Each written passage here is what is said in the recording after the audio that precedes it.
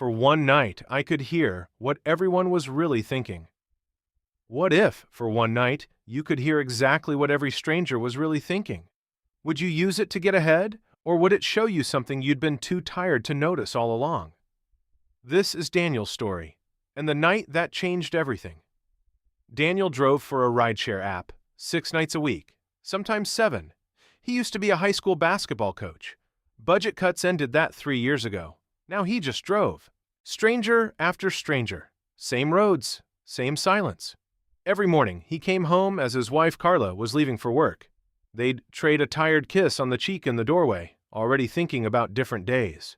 At home, his son Ethan barely looked up from his phone anymore. Ethan used to wait by the door when Daniel coached his team. Now he didn't wait for anything.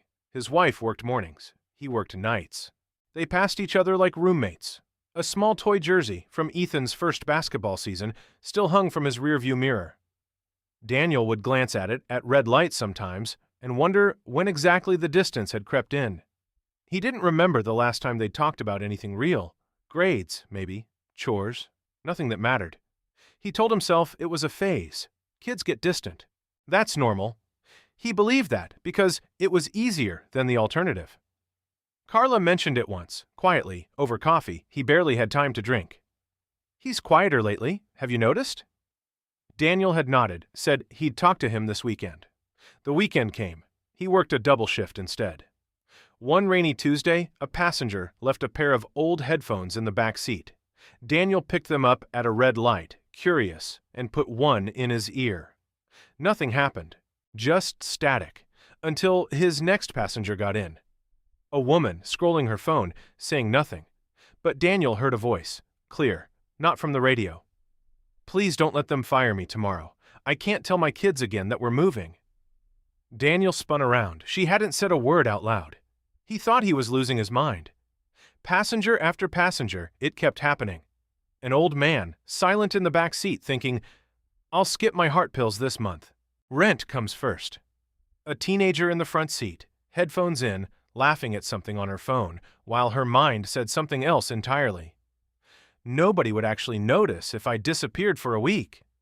Daniel gripped the wheel tighter. He wanted to say something. He didn't know what. Daniel wasn't just driving strangers anymore. He was hearing them. At first, it terrified him. Then he realized what he could do with it. He started saying the right thing at the right moment. Small things. "Hey, whatever's on your mind, it's going to work out." People cried in his back seat. Strangers, thanking him for somehow knowing. He told the old man to call his cardiologist, that there were programs to help with the cost. The man broke down in tears. He told the teenager, gently, that whatever she was carrying, it was heavier than she was letting on, and that talking to someone wouldn't make her weak. She stared at him a long moment, then quietly thanked him, said no one had asked her that in months. Word spread. Reviews poured in. "This driver gets you," one passenger posted, with 200,000 views. Daniel became the most requested driver in the city.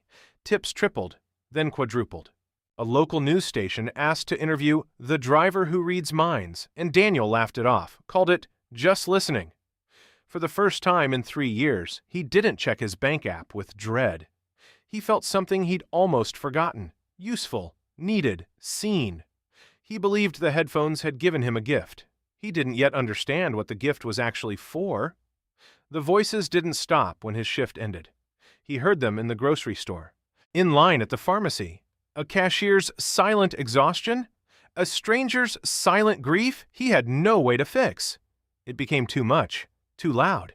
He started avoiding people entirely, started taking the self-checkout lane just to have 5 quiet minutes. He assumed, without ever testing it, that the headphones only worked on strangers. Family felt different, too close, too complicated. So even now, sitting across from Ethan at dinner, Daniel heard nothing. Just the usual silence. The usual phone screen glowing in his son's hands. Carla asked again one night, doing the dishes. "Did you ever talk to him? Really talk?" "He's fine," Daniel said. "Kids his age just go quiet. It's normal." Carla didn't look convinced, but she let it go, the way tired people let things go when they're out of time and out of energy to push further. Daniel told himself that meant everything at home was fine, that the real problems were out there, in the back seat of his car. He didn't know how wrong that assumption was about to prove. Late that Friday night, a new ride request came in.